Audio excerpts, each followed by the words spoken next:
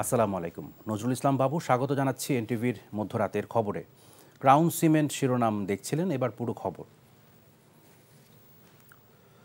পিলখানা হত্যাকাণ্ডের ঘটনায় তৎকালীন প্রধানমন্ত্রী শেখ হাসিনা সহ 15 জনকে সাক্ষ্য দেওয়ার জন্য আহ্বান জানিয়েছে এ বিষয়ে গঠিত স্বাধীন তদন্ত কমিশন। শনিবার এ সংক্রান্ত একটি বিজ্ঞপ্তি প্রকাশ করেছে কমিশন। এতে আগামী 7 দিনের মধ্যে কমিশনের ধানমন্ডি কার্যালয়ে উপস্থিত হয়ে সাক্ষীদের সাক্ষ্য দিতে বলা হয়। তবে কেউ সশরীরে উপস্থিত হতে না পারলে অনলাইনে সাক্ষ্য দেওয়া যাবে বলেও বিজ্ঞপ্তিতে উল্লেখ করা হয়।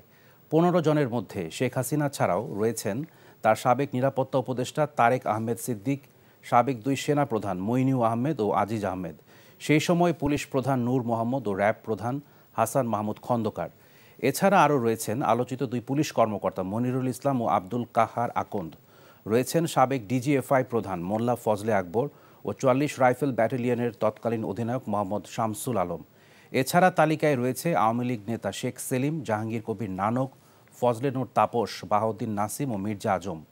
আগামী 31শে মার্চের মধ্যে কেউ সাক্ষ্য না দিলে আইনানুগ ব্যবস্থা গ্রহণ করা হবে বলে বিজ্ঞপ্তিতে উল্লেখ করা হয়।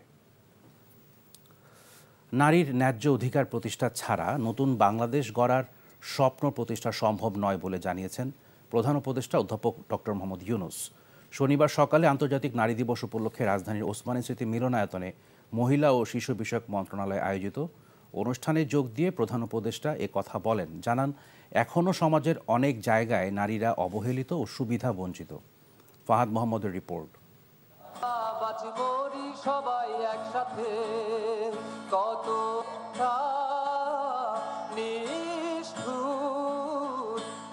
আন্তর্জাতিক নারী দিবস উপলক্ষে রাজধানীর ওসমানী স্মৃতি মিলনায়তনে মহিলা ও শিশু বিষয়ক মন্ত্রণালয় আয়োজিত অনুষ্ঠানে যোগ দেন প্রধান উপদেষ্টা অধ্যাপক মোহাম্মদ ইউনূস। বিভিন্ন ক্ষেত্রে বিশেষ অবদানের স্বীকৃতি স্বরূপ শ্রেষ্ঠ অদম্য নারী সম্মাননা প্রদান করা হয় 5 জনকে। ক্রিকেটে অভূতপূর্ব অবদান রাখায় বিশেষ সম্মাননা দেওয়া হয় বাংলাদেশ নারী ক্রিকেট দলের সদস্যদের। এ সময় প্রধান উপদেষ্টা অধ্যাপক ইউনূস বলেন, জুলাই গণ অভ্যুত্থানে সম্মুখ সারিতে সবার সাথে লড়েছেন নারীরা, যা অত্যন্ত প্রশংসনীয় ও সাহসিকতার দাবিদার। কিন্তু এখনও সমাজের অনেক জায়গায় নারীরা অবহেলিত ও অধিকার বঞ্চিত। গণ অভ্যুত্থানের সম্মুখ সারিতে থাকলেও আমাদের সমাজে এখনো অনেক ক্ষেত্রেই নারীরা পিছিয়ে আছে। সম্প্রতি মহিলাদের উপর যে জঘন্য হামলার খবর আসছে তা গভীরভাবে উদ্বেগজনক। এটি নতুন বাংলাদেশের যে স্বপ্ন আমরা দেখছি তার সম্পূর্ণ বিপরীত। আমরা এই নতুন বাংলাদেশে নারী পুরুষ সকলের সমান অধিকার প্রতিষ্ঠা করতে অঙ্গীকারবদ্ধ। প্রধান উপদেষ্টা বলেন, নারীর ন্যায্য অধিকার প্রতিষ্ঠা ছাড়া নতুন বাংলাদেশ গড়া সম্ভব না। যত বাধাই আসুক না কেন, ইতিহাস যে সুযোগ দিয়েছে তা কাজে লাগিয়ে সামনের দিকে এগিয়ে যেতে হবে বলে জানান প্রধান উপদেষ্টা। পতিত স্বৈরাচার দেশে নৈরাজ্য সৃষ্টি করতে বিপুল পরিমাণ অর্থ বিনিয়োগ করে যাচ্ছে। আমাদেরকে এখন ততটাই সতর্ক থাকতে হবে যেন আমরা যুদ্ধের মতো পরিস্থিতিতে আছি। নারী ও শিশুদের নিরাপত্তা রক্ষায় সর্বোচ্চ সজাগ থাকুন। নিপীড়নের বিরুদ্ধে সামাজিক ঐক্য গড়ে তুলুন, একে অন্যের পাশে দাঁড়ান। সমাজে নারীর ন্যায্য অধিকার প্রতিষ্ঠায় পুরুষদেরকে উৎসাহী সহযোগিতায় এগিয়ে আসার আহ্বান জানান অন্তর্বর্তী সরকারের প্রধান উপদেষ্টা। আমাদের সমাজে নারীকে খাটো করে দেখার এই দৃষ্টিভঙ্গি পাল্টাতে হবে। Fahad Mohammad, NTV news, Dhaka. BNP স্থায়ী কমিটির সদস্য সালাউদ্দিন আহমেদ বলেছেন, একই সাথে জাতীয় সংসদ ও গণপরিষদ নির্বাচনের যে দাবি এনসিপির তরফ থেকে জানানো হয়েছে, এ বিষয়ে ঐক্যমত্যের কোনো সম্ভাবনা নেই। অসংলগ্ন কথা বলে ধূম্রজাল তৈরি করা হচ্ছে। শনিবার রাজধানী ঢাকায় খেলাফত মজলিসের ইফতার মাহফিলে অংশ নিয়ে তিনি এ কথা বলেন। একই সাথে গণপরিষদ এবং জাতীয় সংসদ নির্বাচন হতে পারে যদি জাতীয় ঐক্যমত সৃষ্টি হয়, এরকম একটা কথা রয়টার্সকে বলা হয়েছে। কিন্তু যদি আমরা জাতীয় সংসদ চিন্তা করি, জাতীয় সংসদ হচ্ছে মাদার, আর গণপরিষদ হচ্ছে শুধুমাত্র নতুন রাষ্ট্রে একটি সংবিধান প্রণয়নের জন্য একটি ফোরাম। তো সেই ক্ষেত্রে যেখানে জাতীয় সংসদের এখতিয়ারই হচ্ছে A to Z সংবিধান সংশোধন করার এখতিয়ার, আমাদের কথা পরিষ্কার, এখানে কোনো জাতীয় ঐক্যমত এই বিষয়ে হয়তো হবে না। একটা মেজর পলিটিক্যাল পার্টির সদস্য হিসেবে আমি আপনাদের সামনে বলে যেতে পারি যে জাতীয় সংসদ নির্বাচনই হবে আমাদের সবচেয়ে জরুরি এবং অগ্রাধিকার। পূর্ণ গণতন্ত্র প্রতিষ্ঠা ও ফ্যাসিবাদ রোধে সংখ্যানুপাতিক হারে নির্বাচন দেওয়ার আহ্বান জানিয়েছেন জামাতে ইসলামীর আমির ডাক্তার শফিকুর রহমান।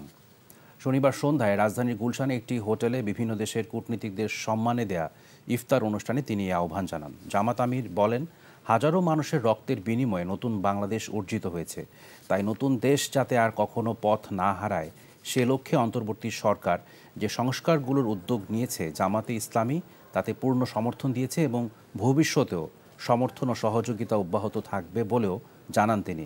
ডাক্তার শফিকুর রহমান বলেন, সংখ্যানুপাতিক নির্বাচন জনগণের মতামতকে সঠিকভাবে প্রতিফলিত করবে এবং ফ্যাসিবাদ ব্যবস্থার পুনরুত্থানের পথ রুদ্ধ করবে বলেও মনে করেন তিনি।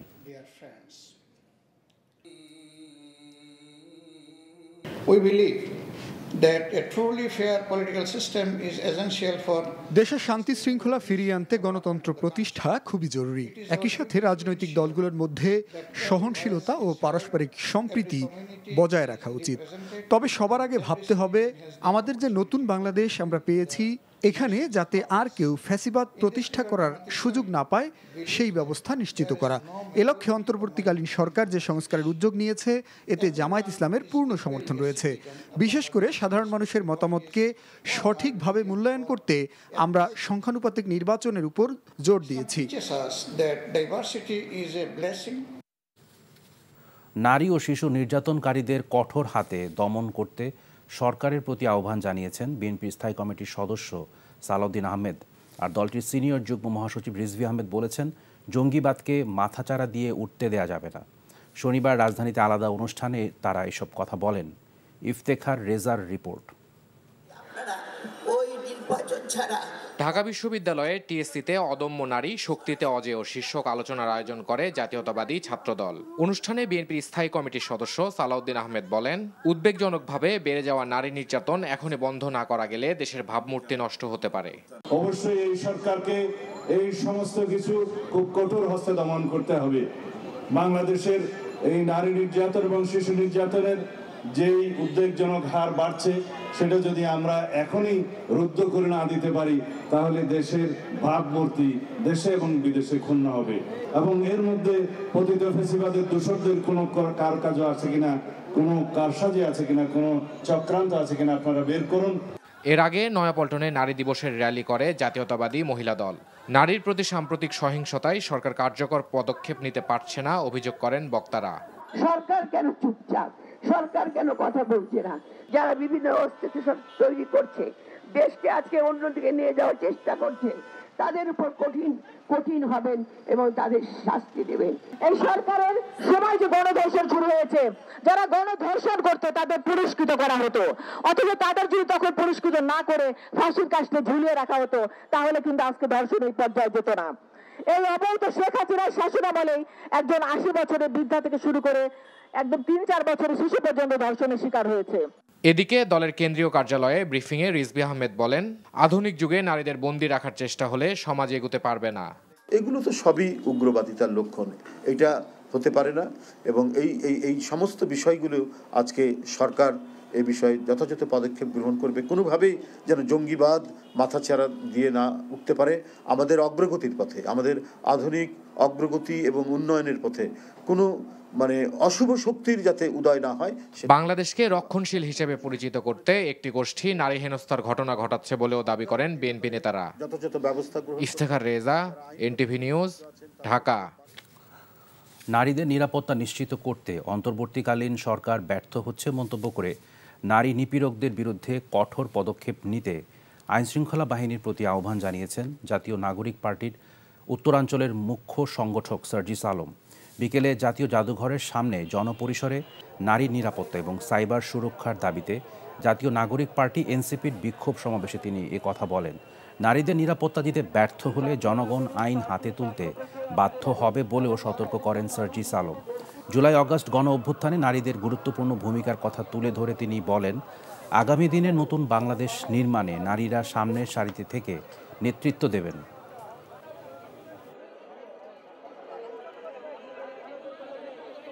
মব কালচারকে ব্যবহার করে বিন্দুমাত্র আমাদের বোনদের দিকে দৃষ্টি দেওয়ার চেষ্টা করে কিংবা তাদের সিকিউরিটি বিঘ্নিত করার চেষ্টা করে, তাহলে আমাদের এই আইন শৃঙ্খলা রক্ষাকারী বাহিনী এবং সংশ্লিষ্ট মন্ত্রণালয়গুলো ব্যর্থ বলে প্রমাণিত হবে।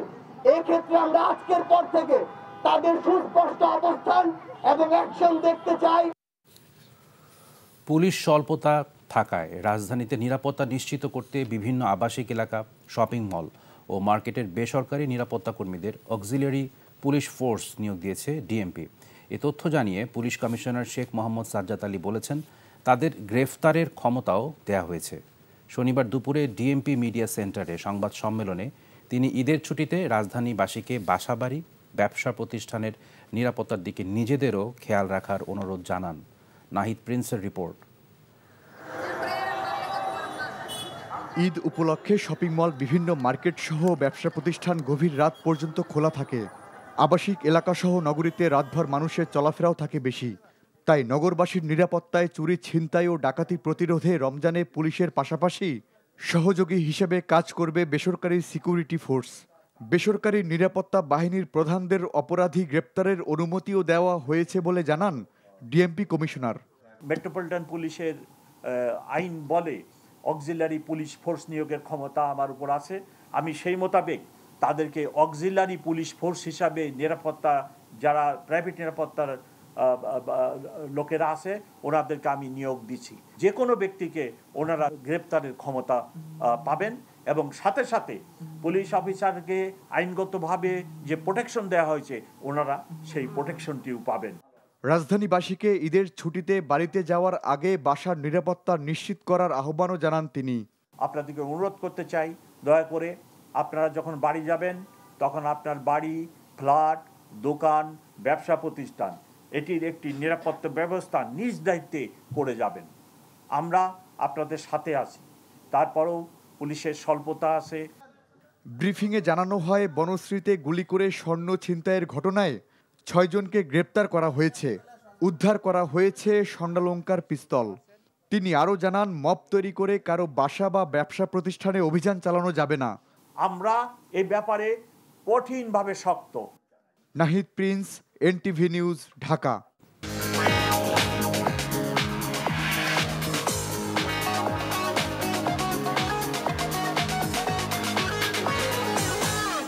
মার্কেন্টাইল ব্যাংক অর্থনীতির খবর। রমজান শুরুর পর থেকে গত কয়েকদিনের তুলনায় শনিবার নিত্যপণ্যের বাজার পরিস্থিতির বেশ উন্নতি হয়েছে। কমেছে শসা, বেগুন, ছোলা ও ব্রয়লার মুরগির দাম। এছাড়া সয়াবিন তেলের সংকট না কাটলেও সরবরাহ আগের তুলনায় বেড়েছে। আরও জানাচ্ছেন আরাফাত ইসলাম। রমজান শুরুর আগে থেকেই সরকারের জন্য অস্বস্তির কারণ ছিল ভোজ্য তেলের সংকট। তবে গত দুদিনে সয়াবিন তেলের সরবরাহ বাড়ায় সেই পরিস্থিতির কিছুটা উন্নতি হয়েছে। পাশাপাশি ছোলা ও খেসারি ডাল কেজিতে 5 টাকা কমেছে। আগে 5 কার্টন চাইলে দিত 1 কার্টন, নয়তো 2 পিস। এখন মোটামুটি কালকে 5 কার্টন চাইছি, 5 কার্টন দিচ্ছি। এখনো স্বাভাবিক পর্যায়ে আসে নাই, তবে সরবরাহ আগের তুলনায় একটু বাড়ছে। উপদেষ্টা যদি একটু ফলো করে, এটার দিকে যদি খেয়াল করে, এটাও ইনশাল্লাহ আশা করি ঠিক হবে। গত কয়েক মাস ধরেই বাড়তি দামের কারণে অস্থিতিশীল চালের বাজার। নতুন করে বেড়েছে মিনিকেটের দাম। গত 2 সপ্তাহে কেজিতে 15 টাকা পর্যন্ত এ চালের দাম বেড়েছে। মিনিকেটটাই প্রতিদিনই এই মুজাম্মেল কোম্পানি আর হলো মঞ্জুর আর সাগর, ওরা প্রতিদিনের দাম বাড়ায়, একটাই অজুহাত দ্বারা দাম সংকট দেখা যাচ্ছে। অন্যদিকে সরবরাহ বাড়ায় কমেছে বেগুন ও শসার দাম। তবে চাহিদা বেড়ে যাওয়ায় এখনও বাড়তি দামে বিক্রি হচ্ছে লেবু। স্থিতিশীল রয়েছে আলু ও পেঁয়াজের দাম। বেগুন ছিল আপনার আগে 100 টাকা, ঠিক আছে, এখন হচ্ছে 80 টাকা, 20 টাকা কমছে। আর হলো লেবুর দাম আগের মতোই মোটামুটি চড়া, লেবুর দাম এখন বেশি। শসা আগে 100 টাকা ছিল, 120 টাকা ছিল, এখন 180 টাকা। লেবুর এখন সিজন না, একবারে কম হয়। আর হলো রোজার মাস তো বোঝেন বাংলাদেশের পরিস্থিতি কি অবস্থা। তবে বিগত বছরগুলোর তুলনায় এবারের রমজানের নির্দিষ্ট কয়েকটি পণ্য ছাড়া অন্যান্য নিত্যপণ্যের দাম স্থিতিশীল থাকায় সন্তুষ্ট ক্রেতারা। স্বাভাবিকই মোটামুটি, আমরা রমজানের আগেও এরকম ইয়েতে বাড়তি দেখছি না। লেবু, বেগুন, শসা এগুলোর দামটা অনেক বেশি।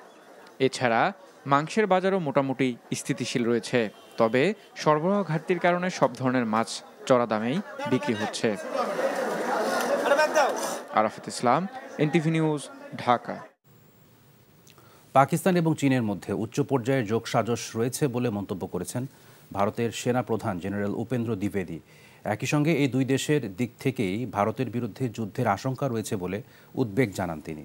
ভারতের সংবাদ মাধ্যম ইন্ডিয়া টুডেকে দেয়া এক সাক্ষাৎকারে এসব কথা বলেন ভারতীয় সেনা প্রধান।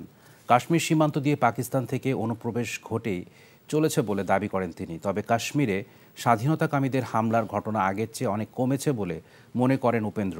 পরিসংখ্যান তুলে ধরে উপেন্দ্র জানান, 2018 সালের পর থেকে কাশ্মীরে সন্ত্রাসমূলক কার্যকলাপের পরিমাণ 83% কমে গেছে। অন্যদিকে লাদাখ সহ সীমান্ত এলাকাগুলোতে চীন অস্থিতিশীলতা সৃষ্টির চেষ্টা করছে বলে দাবি ভারতীয় সেনা প্রধানের। প্রবাসের খবর। প্রবাসীদের মূল্যায়ন করতে সরকারের প্রতি আহ্বান জানান রিয়াদ মহানগর খেলাফত মজলিসের নেতারা। এনটিভি সৌদি আরব প্রতিনিধি ফারুক আহমেদ চান জানান, সংগঠনের ইফতার মাহফিলে এই আহ্বান জানান নেতারা। খেলাফত মজলিসের রিয়াদ মহানগরীর আমির মাওলানা আবুল হোসেনের সভাপতিত্বে ও আব্দুল আলিম মেহেদির সঞ্চালনায় প্রধান অতিথি ছিলেন নায়েবে আমির শাইখুল হাদিস আল্লামা শাখাওয়াত হোসেন। বিশেষ অতিথি ছিলেন ইসলামিক বক্তা আলী হাসান ওসামা, মোহাম্মদ মুনতাসির আলী, যুগ্ম মহাসচিব মুহাদ্দিস শেখ মোহাম্মদ সালাউদ্দিন সহ নেতৃবৃন্দ। সঙ্গীত পরিবেশন করেন আল হারামাইন শিল্পী গোষ্ঠীর শিল্পীরা। জেদ্দায় বৃহত্তর নোয়াখালী প্রবাসী সমিতির উদ্যোগে ইফতার মাহফিলের আয়োজন করা হয়। এনটিভি জেদ্দা প্রতিনিধি মাসুদ সেলিম জানান, ইফতারের আগে সিয়াম সাধনার উপর বয়ান রাখেন মাওলানা আবদুল্লাহ মিয়াজি। ইফতারের পর সংক্ষিপ্ত আলোচনায় সভাপতিত্ব করেন সমিতির সভাপতি ওমর ফারুক চৌধুরী। সাধারণ সম্পাদক শেখ জাকির হোসেন ও যুগ্ম সাধারণ সম্পাদক শাখাওয়াত হোসেনের যৌথ সঞ্চালনায় উপস্থিত ছিলেন আব্দুর রহমান, ইউসুফ খান, শাহজাহান সিরাজি, ওজি উল্লাহ মিয়া, আশরাফ আলিম, সাইফুল ইসলাম মঞ্জু সহ বৃহত্তর নোয়াখালী সর্বস্তরের প্রবাসীরা। সভায় বাংলাদেশের সমৃদ্ধি কামনায় দোয়া করা হয়। প্রবাসী বাংলাদেশিদের সম্মানে ইফতার মাহফিলের আয়োজন করে কাতার আতকাফ ও ইসলাম বিষয়ক মন্ত্রণালয়। এনটিভি কাতার প্রতিনিধি আমিনুল হক কাজল জানান, আল উকারার উন্মুক্ত স্থানে অস্থায়ী তাঁবুতে শত শত প্রবাসীদের জন্য এই আয়োজন করা হয়। সভাপতিত্ব করেন মন্ত্রণালয়ের অধীন বিন সাইদ সেন্টারের ইসলামী সংস্কৃতি বিভাগের পরিচালক ডক্টর আহমদ আত্তাহান। প্রধান অতিথি ছিলেন কাতারস্থ বাংলাদেশের রাষ্ট্রদূত মোহাম্মদ নজরুল ইসলাম। বিশেষ অতিথি ছিলেন প্রকৌশলী শোয়েব কাশেম। সমন্বয়কের দায়িত্বে ছিলেন মন্ত্রণালয়ের ইমাম মাওলানা ইউসুফ নূর। ব্যবস্থাপনায় ছিল নিয়াজ মোর্শেদ খানের নেতৃত্বাধীন আহ্বায়ক কমিটি।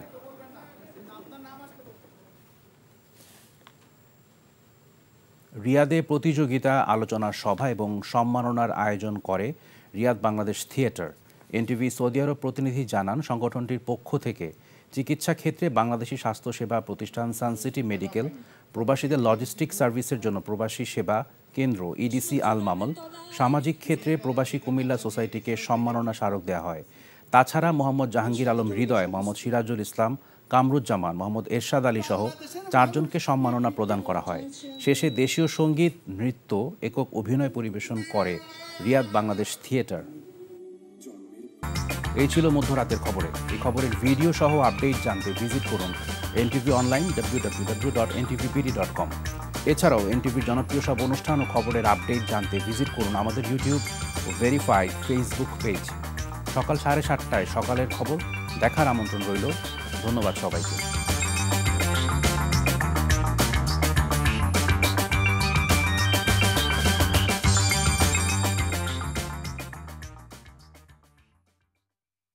এই ঈদে জামা জুতো অ্যাক্সেসরিজের ডিসকাউন্ট।